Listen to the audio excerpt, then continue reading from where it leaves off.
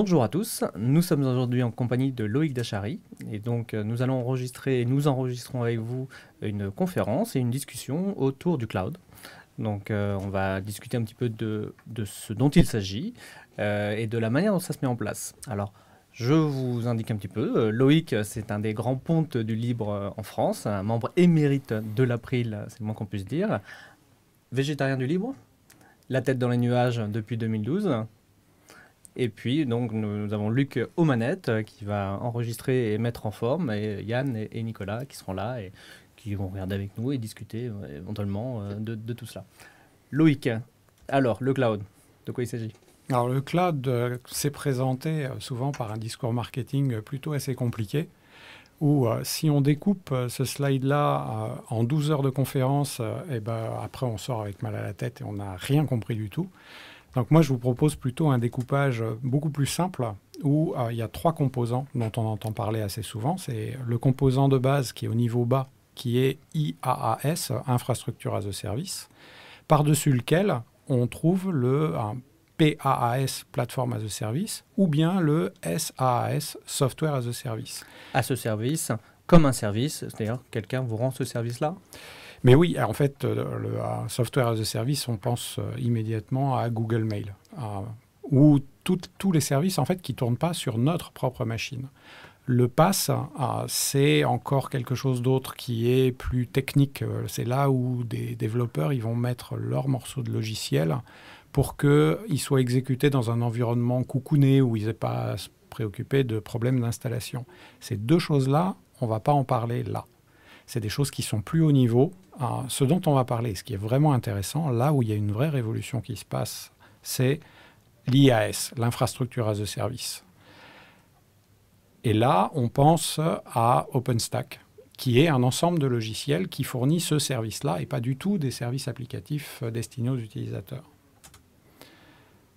Donc là, on découpe le débat donc en trois grandes parties. D'abord, pourquoi c'est une révolution, pourquoi on a envie d'en parler, pourquoi on a envie de décrypter ce truc marketing, pourquoi ça vaut le coup.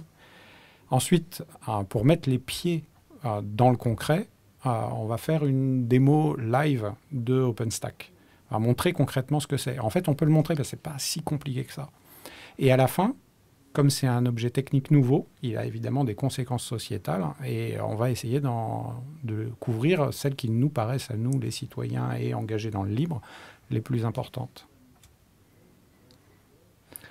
Le cloud, peut-être que le terme lui-même, il a un sens pour toi? Aujourd'hui, non. Et en fait, c'est une des grosses difficultés du cloud. Comment on peut l'expliquer? Moi, j'y crois. Je me dis, oh là là, c'est un truc formidable. Mais imagine, là maintenant, on est tous les pieds dans l'Internet. Imagine, tu voyages dans le temps, tu vas voir quelqu'un en 1990, tu essayes de lui expliquer, l'Internet, c'est formidable, ça va changer la société. Tu serais capable de le faire? Tu serais capable de convaincre une personne qui n'a jamais vu 2 ordinateurs connectés que l'Internet va révolutionner la société? Il va te dire, ah ouais, ce serait sympa, mais bon, finalement, ouais, on peut déjà les connecter. Mais il se passe quelque chose d'autre. Donc, dans le cloud, en fait, on est un petit peu dans cette position-là de pré-révolution où il faut trouver des raisons d'y croire. Alors, moi, je ne sais pas si vous y croyez. Si on est là, tous les 4, tous les 5, c'est probablement qu'on y croit un petit peu de façon confuse.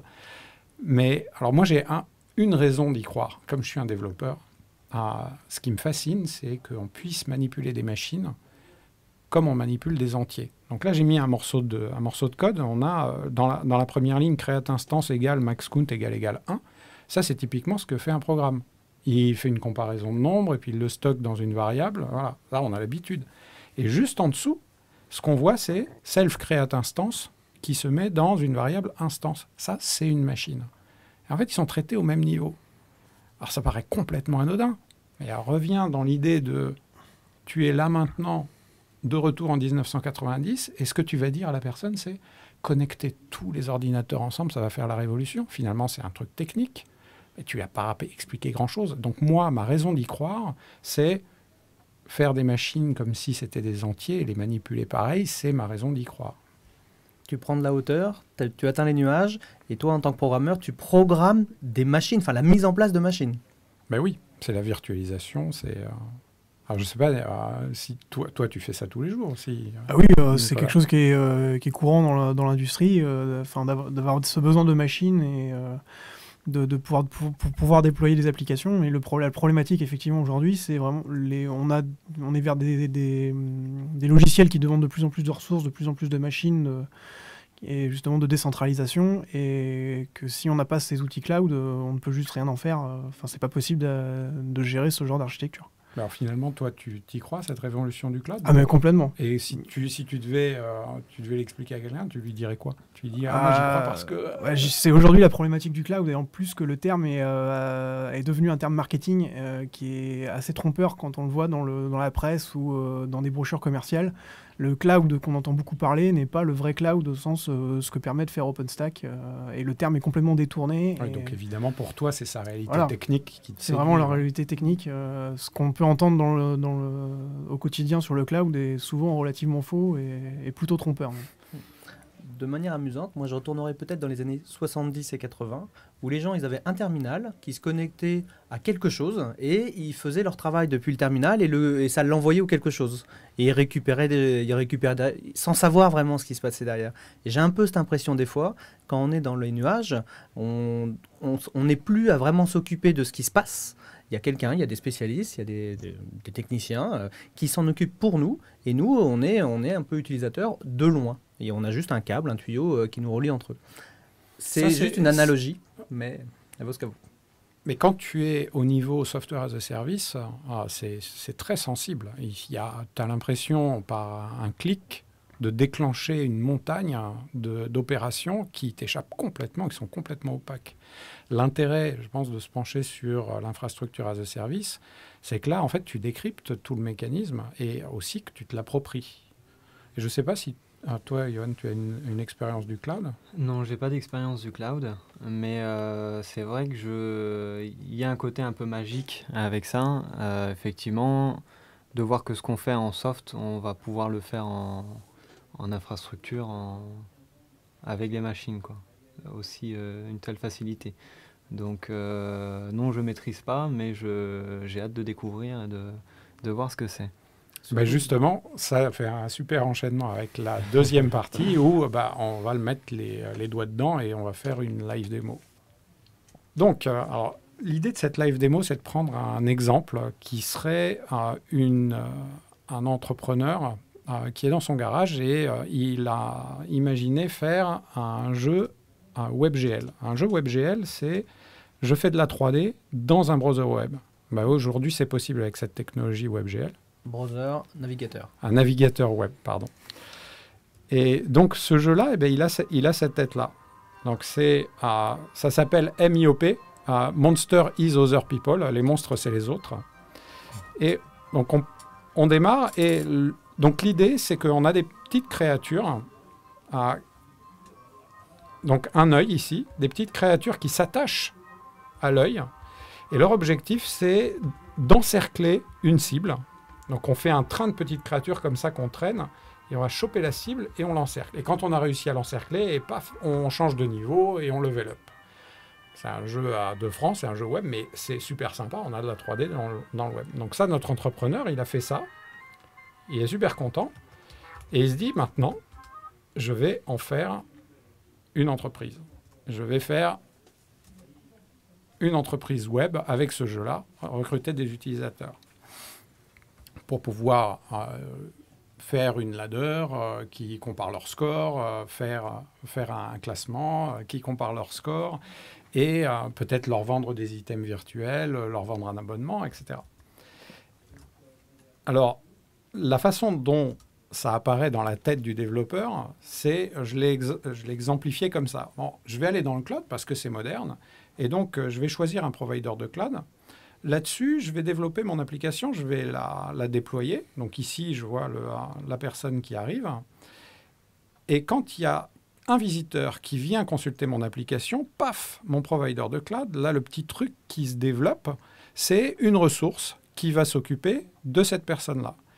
Évidemment, quand mon visiteur il s'en va, cette ressource-là, elle me coûte. Donc moi, je voudrais que mon fournisseur d'informatique en nuage, il supprime pour moi, donc là c'est ce qui se passe, qui supprime la ressource qui ne sert plus à rien et qui me coûte de l'argent. et hop, elle disparaît, et du coup, j'ai un coût minimum. C'est ça qui me séduit dans les nuages.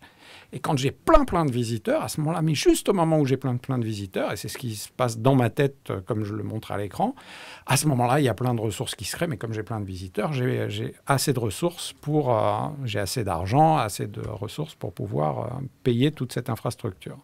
Peut-être pour faire le parallèle avec la manière ancienne de faire, sur les anciens systèmes, cette société aurait eu de plus en plus d'utilisateurs et donc aurait acheté de plus en plus de machines, aurait acheté de plus en plus de serveurs, ce qui lui aurait coûté de plus en plus cher. Et le jour où il y a une baisse d'activité, on peut plus se débarrasser des machines qu'on a achetées, on est obligé de continuer à les payer à vie. Et il n'y a pas cette flexibilité C'est ce qu'on appelle l'élasticité. L'élasticité du cloud. Et donc là, je me dis, je vais dans les nuages et puis je vais pouvoir avoir cette élasticité, comme je l'imagine dans ma tête, et je vais pouvoir aussi l'automatiser, c'est-à-dire qu'à un moment, je m'en occupe moi à la main, et puis après, je vais faire en sorte qu'un programme s'en occupe pour moi. Et donc ça va être la cadence de la live démo. D'abord, je fais les trucs à la main, et puis ensuite, je vais faire un programme qui montre comment ça se fait. Oui, Johan. Alors, quel est l'ordre de grandeur de temps pour ces ressources? C'est vraiment du direct? Ça se fait comme... C'est de quelques secondes. Voilà, d'accord. Oui. Quasiment On crée une machine en quelques secondes. Oui, comme. Alors c'est plus lent qu'une variable. Une variable, voilà, c'est beaucoup plus lent, mais c'est quelques secondes, c'est pas quelques heures. Okay. Donc comme je suis cet entrepreneur fictif, c'est un développeur web, il a une idée d'infrastructure qui est assez classique. Et pour un technicien, on retrouve quelque chose de familier dans ce que je présente là. Et c'est l'idée, c'est de transposer une architecture familière dans les nuages, histoire de ne pas se perdre. Donc, on a les visiteurs tout en bas. Qu'est-ce qu'ils font? Ils vont sur le game.com, qui est mon nom de domaine. Et là-dessus, ce jeu-là va être disponible parce que il va y avoir une adresse qui va me mener vers mon fournisseur de cloud. C'est une adresse IP. Cette adresse IP, elle va être portée par un proxy de haute disponibilité. C'est quelque chose qui va faire en sorte que si jamais une ressource tombe, il en trouve une autre. Et derrière ça, je vais avoir des technologies web courantes qui sont des serveurs PHP. Donc là, je vais en mettre deux. Comme ça, s'il y en a un qui casse, il y a l'autre qui prend le relais. Et les données de mon utilisateur, toute ma base utilisateur et puis mon classement, je vais le stocker dans une base de données, MySQL, que je vais redonder. C'est-à-dire que je vais mettre par paire. Et c'est pour ça qu'ici, j'ai figuré 2 serveurs MySQL. Donc c'est cette architecture-là qu'on va déployer par la pratique dans le cloud, là maintenant. La première chose qu'on fait, c'est qu'on va prendre une paire de clés. Quand on déploie des choses dans le cloud, ce n'est pas ouvert à tout le monde. Donc d'abord, on obtient des clés, on va fabriquer des ressources qui vont nous permettre, et la paire de clés va nous permettre d'y accéder.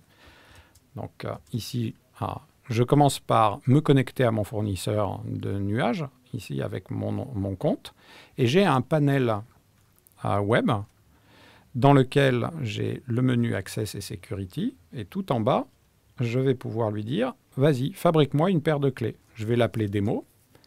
Hop, ici, il me la crée. Et ici, il me permet de la télécharger. Donc, le nuage a fabriqué une clé, il me la donne, et ça me permettra ensuite de rentrer dans le nuage que je viens de créer. Bon, là, on n'a pas besoin de la créer, de la charger en vrai, parce que c'est tout préparé. Mais on a fait cette première étape indispensable. Deuxième chose, on va créer notre base de données. Alors, créer cette base de données-là, on veut 2 machines. Donc, on vient dans Image et Snapshot. On va choisir un disque, ici, un exemple de machine. Et on va lui dire, vas-y, lance-moi cet exemple de machine. Je vais dire que c'est une machine MySQL. Je vais lui donner une taille.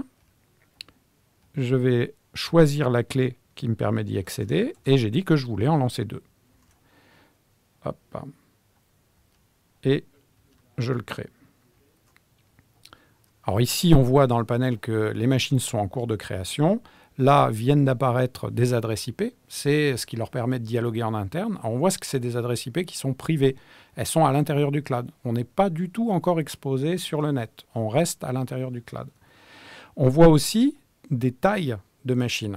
Alors, évidemment, quand on est dans le cloud, plus une machine est grosse, plus elle est chère. Là, on en a choisi une qui est toute petite, de façon à limiter nos coûts. Et on choisit une machine qui est dimensionnée en fonction de nos besoins. Lorsque on va déployer ici, on va faire en sorte qu'une des machines soit celle qui contient les données et sur laquelle on agit, et que l'autre soit une machine de secours. Donc les données vont transiter de la machine primaire à la machine secondaire à l'intérieur du cloud, et ça va pas nous coûter d'argent. A contrario, si on voulait accéder aux machines depuis le cloud, si on voulait servir des données depuis le cloud, si on voulait avoir des utilisateurs venant d'Internet, le fournisseur de nuages, il va nous faire payer les octets qui rentrent et qui sortent. Donc là, les machines sont créées, et pour les reconnaître l'une et l'autre, on va juste leur changer de nom. On va dire qu'il y en a une qui est la machine primaire, c'est celle qui va contenir les données, et l'autre qui est la machine de secours pour le cas où l'autre casse. Voilà, alors, on les a changés de nom. On peut maintenant aller voir la machine par sa console. Donc ici, on voit une console qui est en fait comme un écran d'ordinateur, sauf que là, c'est l'écran d'une machine virtuelle. On voit un écran de boot qui est assez rébarbatif, et tout en bas, on voit un login. On va pouvoir se connecter avec l'utilisateur Syros et le mot de passe kubeswin parenthèse. Et voilà. Ici, on voit qu'on a une adresse à 10.1.0.0.1.3, et si on ping 10.1.0.5, on voit qu'on arrive à accéder à l'autre machine qui est la machine secondaire. Donc elles sont effectivement bien connectées. On a fait notre première étape, on a nos deux machines. Ensuite, notre base de données, on veut la stocker sur un disque. Ce disque-là, on veut qu'il ait des caractéristiques de redondance, de durabilité. On ne veut pas qu'il soit attaché à la machine qu'on vient de créer. On veut que si la machine, on veut la redimensionner, on veut prendre le disque et le mettre sur autre chose. Pensez à un disque USB qu'on met sur un laptop. C'est un peu la même chose.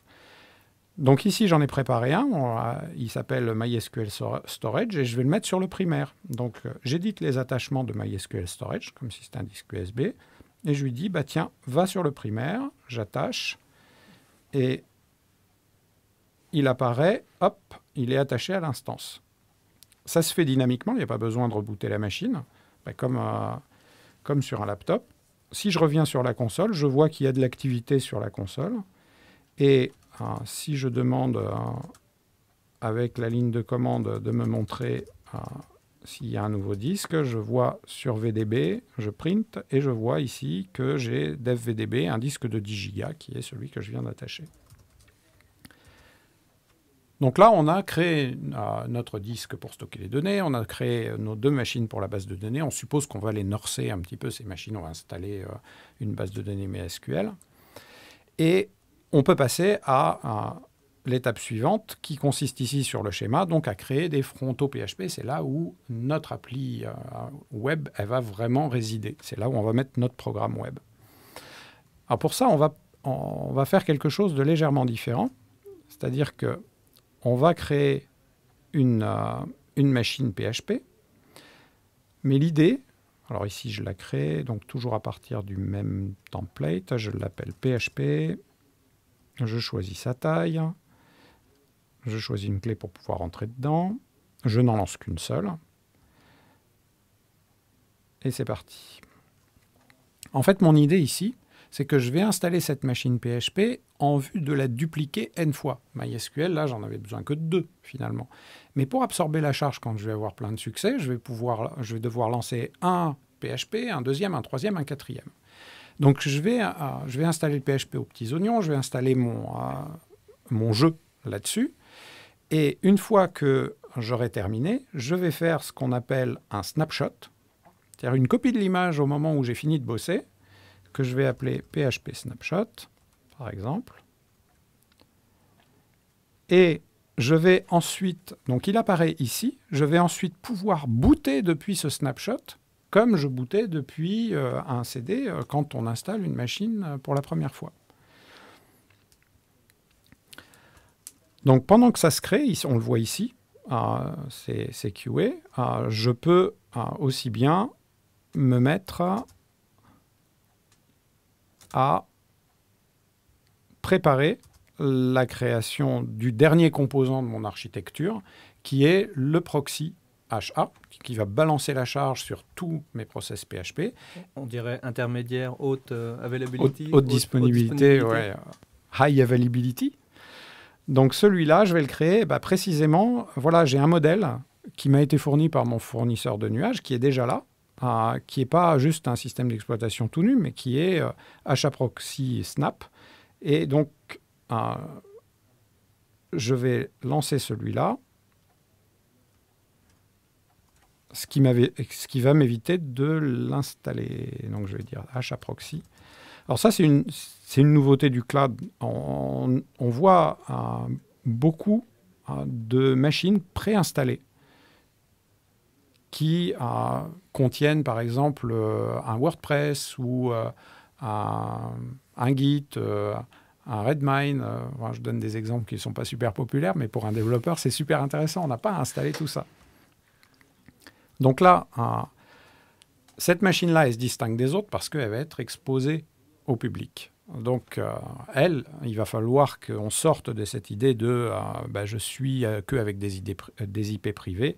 Il va falloir lui donner une IP publique. Pour ça, on va dans le panel Access and Security et on lui demande tout en haut Allocate IP to Project. On en prend une. Elle apparaît ici. Alors, pour les experts, en fait, c'est une IP privée, mais c'est pour les besoins de la démo. Donc, on va imaginer que c'est une IP publique qui est accessible de tout le monde. Et on va la mettre sur le HA Proxy. Donc, on voit qu'ici, on pourrait la mettre sur le MySQL, sur le PHP. Mais non, on veut que, en fait, tout le trafic de nos utilisateurs arrive sur une machine désignée. Ici, je fais l'association entre cette IP. Voilà. On pourrait parler comme si tu rajoutais une carte au réseau et que tu branchais un fil sur cet ordinateur virtuel. Voilà, comme si on avait, comme si on était connecté à un fournisseur d'accès Internet et qu'on branchait sur cette machine le fournisseur d'accès à Internet. Sauf que c'est dans l'autre sens. Alors pour protéger, quand on fait cette manipulation-là, donc on se met à être exposé sur Internet. OpenStack par défaut, toutes les ressources, il les protège et il ferme le firewall de façon à ce que rien ne rentre. Alors nous, on veut accueillir nos utilisateurs quand même, donc on va dans ce qu'on appelle les security groups, on édite une règle qui consiste à faire un trou dans le firewall pour laisser les utilisateurs rentrer. Donc ici, on voit qu'on a fait un trou sur le port 80, qui est le port traditionnel des applications web. Donc de cette façon-là, on pourra venir consulter. Et vu qu'on a fini notre architecture maintenant, voilà, on a fait cette étape-là, on devrait pouvoir maintenant aller sur ce HA Proxy et voir notre jeu web. Donc, on va tenter le coup. Mais le voilà. Comment ça marche du premier coup? C'est fou, on dirait une démo qui a été préparée. Alors, maintenant, notre entrepreneur, il est super content parce qu'il a fait ses essais avec ses utilisateurs, son jeu, il est développé et il a des ambitions internationales. Donc, il va aller voir des investisseurs ou des porteurs de projets du genre Y Combinator où on peut rentrer quand on a une idée intéressante. Il est accepté. Y Combinator lui dit « mais c'est super, viens donc passer 3 mois à New York avec nous, je ne sais plus où ils font ça, mais aux États-Unis. En tout cas, il est obligé de sortir de France.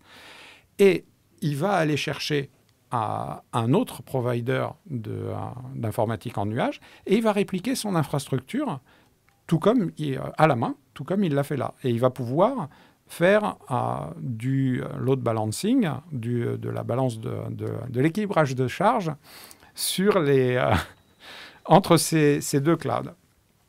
Là-dessus, il finit par convaincre des investisseurs, ça marche d'enfer, et là, il se dit, maintenant, il faut passer à l'automatisation. Moi, je ne peux plus lancer des serveurs PHP comme ça à la main, c'est plus tenable, il faut que je fasse un programme. Eh bien, ça tombe bien, il a été initialement dans les nuages, précisément pour faire ça, et on va le faire rapidement.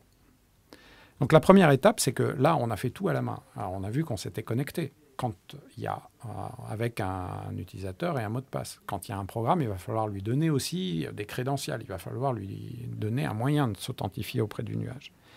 Alors pour ça, on va dans le panel OpenStack, on va dans Settings, et on voit OpenStack Credential, et on télécharge un fichier qui est en fait un ensemble de variables, et on va le donner à manger au programme qu'on va écrire de façon à ce qu'il puisse accéder au nuage, tout comme nous, on a pu le faire avec notre clé.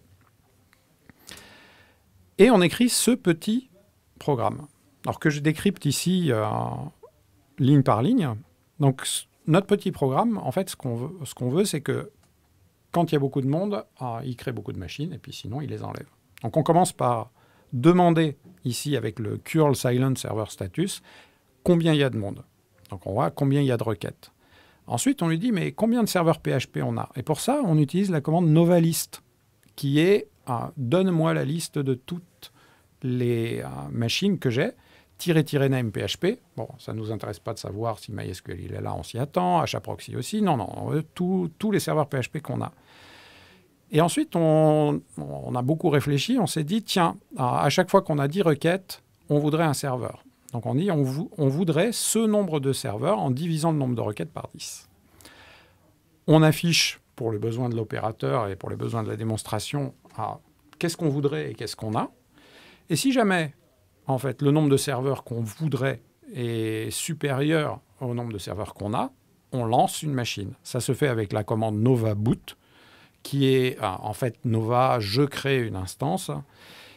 Et si jamais c'est le contraire, c'est-à-dire qu'on a trop de serveurs, donc on est en train de consommer trop de ressources, repensez au schéma où il y a quelqu'un qui vient tuer les machines qui sont surnuméraires parce que ça nous coûte de l'argent, on fait nova delete PHP, on en supprime un. Donc on a écrit ce petit programme et puis on va l'activer, on va essayer. Donc avant ça, vérifier que la démo va marcher en regardant l'adresse IP des machines. Donc voilà, le HAProxy c'est 10.1.0.7, tout va bien. Donc on vient dans le shell et on le lance ici. Là pour l'instant, il n'y a pas de charge, donc il a une requête. Il voudrait un serveur, il y en a un seul, tout va bien. Donc on va faire semblant que le site a beaucoup de succès en utilisant Apache Benchmark.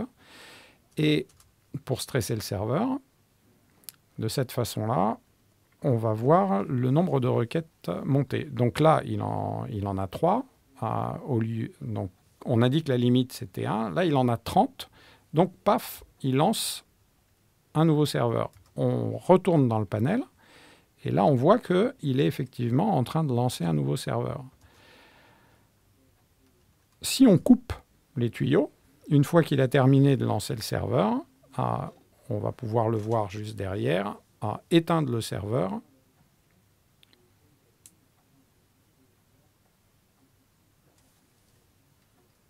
Voilà, là, il a terminé de lancer le serveur. Ici, on le voit dans le panel. Et là, il voit qu'il y en a 2, il en veut un seul. Donc, il va le détruire et paf, il est détruit. Voilà, et donc là, on a une élasticité automatique, ce qui est l'essence du cloud. Et ce qui conclut la démonstration, qui finalement fait un tour de tout ce qui est techniquement important et possible dans le cloud, les briques de base à partir desquelles on peut imaginer comment ça va changer la société. Et ça fait l'introduction à la troisième partie. Je suis très impressionné et surtout, j'apprécie énormément la connexion que tu as vers des serveurs qui doivent être énormes pour héberger toutes ces instances. Je vois pas le fil. Comment tu te débrouilles? En fait, et ça c'est une des qualités de OpenStack, c'est que tout tourne sur un portable. C'est les nuages, toute l'infrastructure, on peut l'avoir sur son propre portable. Ce n'est pas quelque chose qui est forcément à l'extérieur, ça peut aussi être à l'intérieur, ça peut être chez soi. Donc là, tu viens de créer des serveurs sur un petit ordinateur portable qui tient sur la table et qui n'est pas super lourd. Voilà. C'est ça. Oui, c'est de l'infrastructure, c'est la même infrastructure que celle qu'on retrouve chez des hébergeurs qui ont des centaines de machines. Et pour rebondir là-dessus, un des avantages du cloud que moi je vois, et c'est plus pour la partie, on va dire, développeur, c'est justement la capacité de tourner sur des petites machines, des énormes machines, et juste à avoir à faire de la configuration de la taille des machines qu'on souhaite, et on peut passer donc du coup d'environnement de développement à d'environnement de production. On peut passer sur de très petites machines à d'énormes clusters de serveurs, et tout ça en n'ayant aucun risque. Enfin, c'est le même environnement partout, et c'est les mêmes scripts, c'est la même automatisation. Et ça apporte vraiment un gros plus quand on est développeur. C'est d'ailleurs c'est un plus en fait pour tout le monde, et c'est un des 2 enjeux identifiés par l'April. Au moment des présidentielles, l'April a envoyé un cahier très complet avec tous les enjeux liés au logiciel, en particulier sur le cloud, où était levée la nécessité pour chaque citoyen de pouvoir reprendre son nuage à l'endroit de son choix et au moment de son choix. Et pour ça, il faut qu'il y ait tous ces outils, comme tu dis. Le deuxième point qui avait été soulevé, c'est le chiffrement des données, parce qu'il y a une crainte légitime que les données qui sont dans le cloud puissent être vues par d'autres. Tout comme quand tu envoies une lettre par la poste, bah oui, le facteur, il peut la lire. Quand tu envoies tes mails dans le cloud, qui peut les lire? Donc les chiffrer, c'est un moyen de les envelopper. Là, ça veut dire que tu parles d'un nuage qui est fourni par des vendeurs de machines et des loueurs de machines. Donc le loueur de machines sur lequel tu vas créer 10 serveurs, 50 serveurs, 200 serveurs virtuels, ces loueurs, donc tu les payes et eux, ils contrôlent tout, ils peuvent aller voir dedans. Exactement. Et alors, en fait, là ce qu'on a vu à toute petite échelle, vu que c'est la même chose qui se déploie à grande échelle, le compte dans lequel on s'est connecté pendant la démo, c'est ce qu'on appelle un tenant OpenStack, un projet OpenStack. C'est en fait notre espace client. Il contient des machines virtuelles, il contient un espace de stockage, notre volume, il contient aussi un réseau, toutes les IP qu'on nous a données pour connecter toutes ces choses-là. C'est dans les mains du fournisseur et on le commande juste par l'interface web. Et l'idée, c'est que ce nuage-là, qui est le nôtre dans un environnement plus grand ailleurs, on puisse le ramener chez soi. Et donc, comme on a vu là qu'on peut le faire tourner sur son portable, l'idée, c'est, si on n'est plus connecté à Internet, de pouvoir ramener le cloud chez soi, pour pouvoir, par exemple, bosser dans le train. Tu t'imagines, tu ramènes tout ton nuage, et puis tu bosses dans le train, tu es complètement déconnecté. Et ça tire parti d'une propriété qui est assez remarquable, c'est la durabilité des machines virtuelles. C'est quelque chose dont on n'a pas tout à fait l'habitude. On a l'habitude de sauvegarder ses mails, de sauvegarder ses documents. Mais imagine un document de traitement de texte d'il y a 15 ans. Vraisemblablement, aujourd'hui, tu aurais vraiment du mal à l'ouvrir. Alors que si tu prends une machine d'il y a 15 ans et qu'elle a été virtualisée, à ce moment-là, tu peux la faire tourner. Alors, il y a une raison très conne à ça, c'est qu'il y a des gens, l'aérospatial, les militaires, le gouvernement, ils ont acheté des machines avec des contrats d'entretien sur 30 ans. Mais évidemment, les machines, elles sont toutes pétées, elles ne marchent plus, et puis ils ont besoin de migrer. Et donc, il y a des industriels, Red Hat, IBM, etc., ils ont développé des techniques de virtualisation pour virtualiser ces machines, pour leur donner une vie éternelle.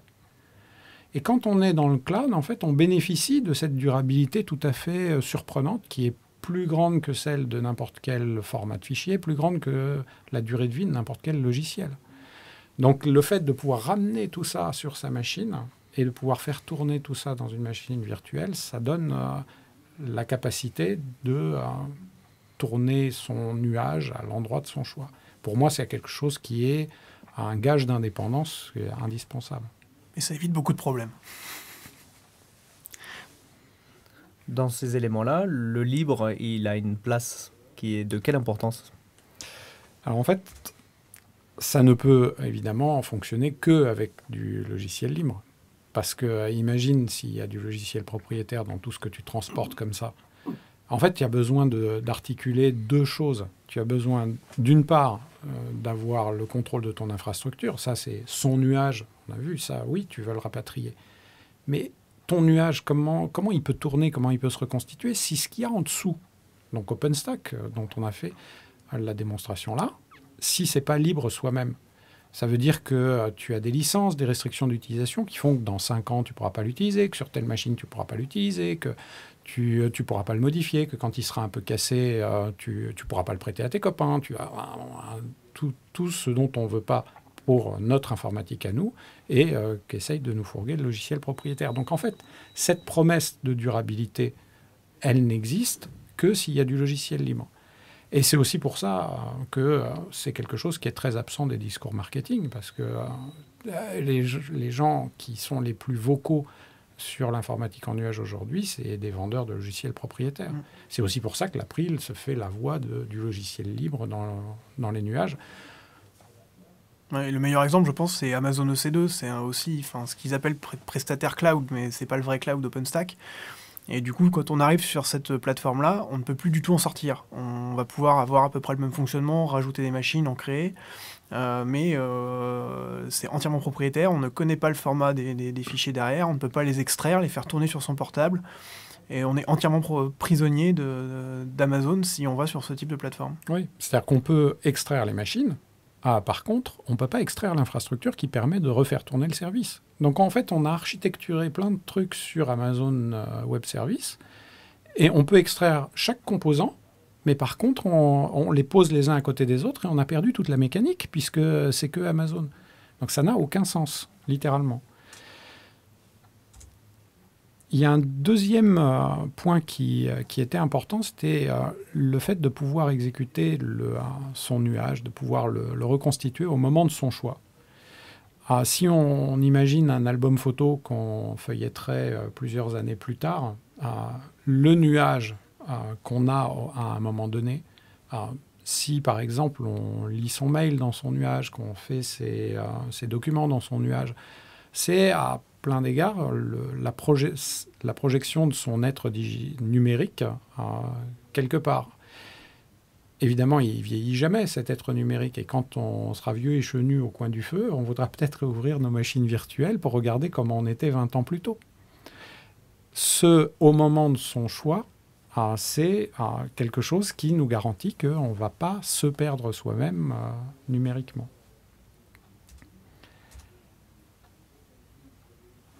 Le deuxième point qui fait très peur aux gens qui arrivent pour la première fois dans le cloud, c'est la sécurité. Est-ce que je risque pas de me faire pirater mes données? Est-ce qu'on ne va pas me voler? Parce que quand on l'a chez soi, sur sa machine, on a pris l'habitude de l'avoir sous la main. On a pris l'habitude de mettre des choses qui sont plutôt intimes, privées. Quand tout d'un coup, ces choses-là vont à l'extérieur, comme si ça allait sur un site web, comment on réagit? Alors là-dessus, il y a quand même deux trucs différents. Il y a la menace extérieure, qui est la même que quand on met des informations sur un site web. Et donc ça, dans les nuages, ça ne change pas. Donc si on avait l'habitude de faire un site web, on peut faire la même chose dans le nuage. On ne prend pas plus de risques. L'individu en rouge dans la foule qui va nous menacer, qui va venir casser notre site web, on l'a dans les nuages, comme on l'a partout ailleurs. Il n'y a pas de raison d'en avoir plus peur. Par contre, il y a un nouvel intervenant dans le nuage. C'est celui qui contrôle l'infrastructure qui est en dessous du nuage. Donc la personne qui fournit OpenStack. Et lui, il peut avoir un intérêt à compromettre les machines et à essayer de rentrer dans toute l'infrastructure qu'on est en train de faire tourner chez lui, en particulier si on est en une entreprise, qu'on a des données confidentielles. Et donc là, je pense qu'il faut se résigner à faire confiance aux fournisseurs de cloud. Il va falloir faire un choix. Il va falloir dire, oui, mais je choisis celui-là parce que je lui fais plus confiance qu'à un autre. Et il n'y a aucun moment où on pourra dire, je ne lui fais pas confiance, mais j'y vais quand même parce que j'ai trouvé une parade. Il n'y aura pas de parade. Et je pense que ça, c'est surtout vrai pour les particuliers, parce que les entreprises ont déjà l'habitude d'avoir des serveurs dédiés chez des hébergeurs. C'est assez rarement le cas d'avoir les serveurs au sein même de l'entreprise. Donc je pense que les entreprises font déjà confiance à des prestataires extérieurs. Et du coup, le cloud n'est pas un si grand changement par rapport de ce point de vue-là. C'est vraiment pour les particuliers qui, eux, n'ont pas du tout l'habitude de cet environnement-là, qui, effectivement, il faut changer un peu sa manière de penser. Sachant qu'un serveur dédié qui serait hébergé chez quelqu'un d'autre, à partir du moment où il a un accès physique, honnêtement, c'est une croyance populaire de penser qu'on est sécurisé. Finalement, il peut faire un peu ce qu'il veut. On n'est pas sûr que ce sera vraiment notre machine qui tournera au final. D'autant plus que c'est lui qui contrôle le processeur puisque c'est un processeur virtuel. Donc là, comme on voit sur l'image, en fait, il pourrait mettre des fils à l'intérieur du processeur et dire l'instruction machin, en fait, c'est l'instruction autre chose. Littéralement, il contrôle l'univers. On est dans un univers à l'acadique où ce que voit la machine virtuelle, c'est une fiction. Donc, il n'y a aucune parade certaine pour l'utilisateur, à aucun moment. Mais on ne parle pas de crypter, de chiffrer les données avant de les fournir justement aux machines qui les hébergent. Bon, on peut faire ça, et puis finalement, c'est ce qui est le plus sûr. C'est pas une parade totale, mais c'est la meilleure parade. C'est-à-dire que dès l'instant où la donnée quitte l'ordinateur, son ordinateur à soi, elle est cryptée par notre ordinateur à nous, et quand elle va dans le cloud, elle est déjà cryptée. Donc là, on ne s'attend pas, comme ça pourrait être le cas dans le cas de chiffrement de disques virtuels. Donc le volume qu'on a attaché à MySQL, par exemple, on pourrait dire il est chiffré, mais ça voudrait dire que la machine MySQL, elle déchiffre ce volume-là. Et comme la machine MySQL elle tourne sur un processeur qui est fourni par l'hébergeur, il pourrait toujours essayer de rentrer dedans quand même. Donc du côté du chiffrement des disques, en fait, on n'est pas plus sécurisé. Par contre, du côté du chiffrement des objets, si on chiffre quand ça quitte la machine, on est bon. Il y a des hébergeurs qui fournissent la possibilité aussi de chiffrer pour le compte de l'utilisateur, de façon à ce que les données stockées sur ses propres disques soient chiffrées. Donc là, il faut faire confiance à l'hébergeur, mais on se protège contre des fuites accidentelles de données. Alors imaginez, on stocke tous nos mails, on demande à l'hébergeur de le crypter, donc sur ces disques c'est crypté, l'hébergeur il fait des backups pour le cas où il perd vos mails, et ces backups-là, ils partent, on ne sait pas trop où, et si quelqu'un ouvre le backup par hasard, s'il voit que c'est chiffré, il ne va pas aller chercher plus loin. Donc là, on n'est pas dans le cadre de c'est malicieux, on est plus dans le cadre du postier indélicat qui, ses yeux tombent sur la carte postale où il y a quelque chose d'intime. Là, on met une enveloppe autour de ses mails, comme ça, si c'est perdu, on dit, bon, d'accord, on ne voulait pas que ce soit lu, donc on va le laisser tranquille. Sans oublier que là, tu parles de backup, mais c'est ce que vendent, louent certains fournisseurs, c'est de pouvoir faire des backups à travers des continents entiers.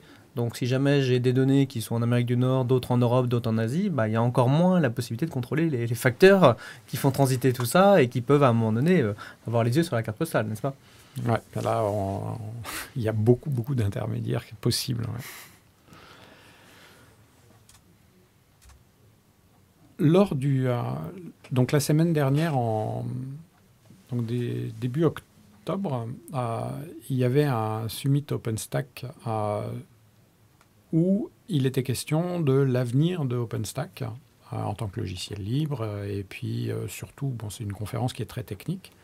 Et j'ai eu la très bonne surprise de voir qu'il y avait un track légal où il était question de brevets logiciels. Alors, il était beaucoup question des menaces qui pèsent sur OpenStack à cause des brevets logiciels, des centaines de brevets logiciels qui couvrent diverses fonctionnalités de OpenStack aux États-Unis parce que c'est un peu la folie. Donc, le conférencier qui présentait ces menaces-là a fait un panel assez inquiétant.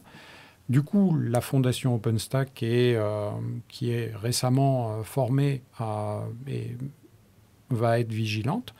Et depuis la salle, en fait, j'ai eu l'occasion de mentionner l'exception européenne, où on est sauvé des brevets logiciels. Et ça pourrait être un havre pour OpenStack, pour le cas où des attaques contre la distribution d'OpenStack se présentent. Mais j'ai aussi mentionné que ce havre-là, il n'est pas éternel, il est toujours sous menace, et que l'initiative Unitary Patent, il faut absolument la soutenir pour pas que le brevet unitaire fasse réintroduire des brevets logiciels en Europe et détruise ce havre de paix pour OpenStack. Alors, j'ai espoir quand même que la Fondation soit sensible à ça et apporte son soutien à l'initiative Unitary Patent. Oui, je rappelle pour ceux qui écoutent, on est dans une année où il y a eu un jugement d'1 milliard de dollars à cause notamment de brevets logiciels entre Apple et Samsung. Donc c'est une année assez importante médiatiquement qui restera sûrement dans les annales.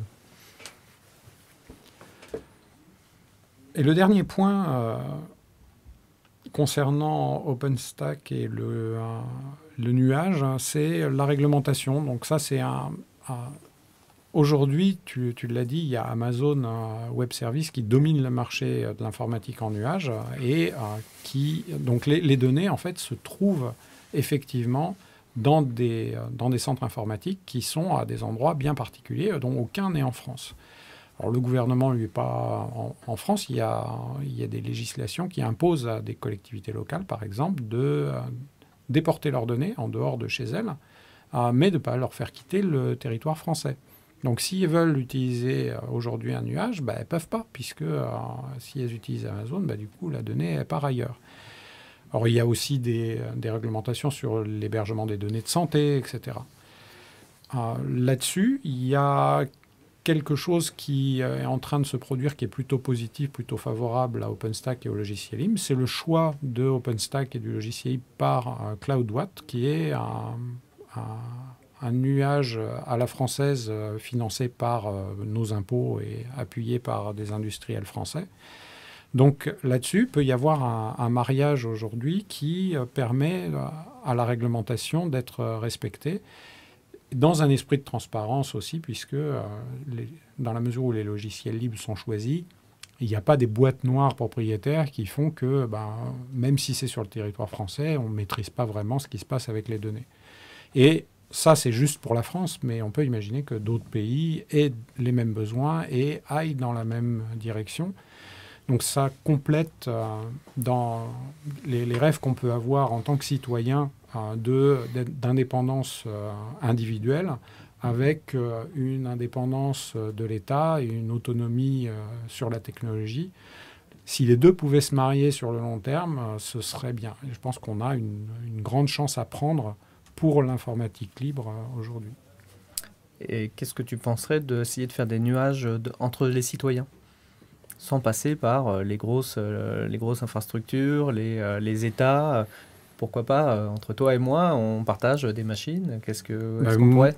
Comme je suis développeur et je suis adepte de la pratique, évidemment, oui, j'ai fait ça et je t'invite à rejoindre mon nuage. En fait, on a fait un nuage entre quelques copains et pour l'instant, il y a 8 machines. Il s'appelle Zer, comme là en anglais, donc the.re. Et c'est un nuage OpenStack dans lequel on essaye de pratiquer la liberté qu'on a aujourd'hui avec toute la chaîne de logiciels pour inventer maintenant l'avenir qu'on veut pour plus tard et donner l'exemple. Donc là-dessus, l'April pourrait peut-être lancer un groupe de travail sur les enjeux sociétaux. On pourrait participer avec cette expérimentation technique. Et moi, j'aurais plaisir à parler de tout ça pendant des conférences parce que le sujet reste encore quand même super nouveau. Et l'April commence à s'y intéresser, puisque d'ailleurs on est en partenariat avec Loïc pour avoir des machines dans le cloud pour la partie administration système de l'April. Et on espère contribuer un jour. Là aujourd'hui on est plus consommateur, mais on espère mettre à disposition nos machines un jour. Dans Zer, il y a une machine qui est là, qui n'est pas encore utilisée, mais qui elle est là. Ouais. Donc on peut la fabriquer entre individus, entre associations, ce serait sympa. Donc bientôt, je peux imaginer des clouds, des nuages à base de téléphones portables, de boîtiers qui sont accrochés aux télévisions, de tous les petits périphériques qu'on a et qu'on mettra en commun dans Zer. Il faut quand même un peu de ressources. Alors, justement, en fait, il y a l'informatique en nuage, son devenir à travers OpenStack, à minima, même si rien d'autre ne se passe, ce sera une API et des plugins. Et donc, c'est une façon d'interagir avec des ressources informatiques. Donc, oui, aujourd'hui, c'est plus des machines virtuelles et sur ton téléphone portable, tu ne vas pas mettre une machine virtuelle.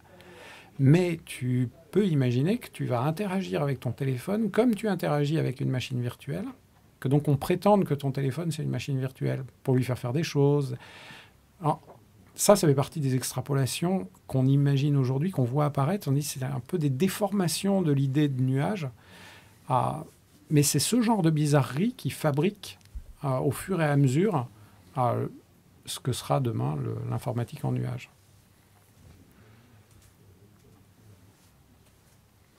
Bon, et bien sur ce, je pense que beaucoup de choses à réfléchir. On va vous laisser justement poursuivre dans ces pensées, atteindre les nuages et puis venir contribuer au logiciel libre, à l'April, à la défense contre les brevets logiciels et à une prochaine conférence. Loïc ? Ouais,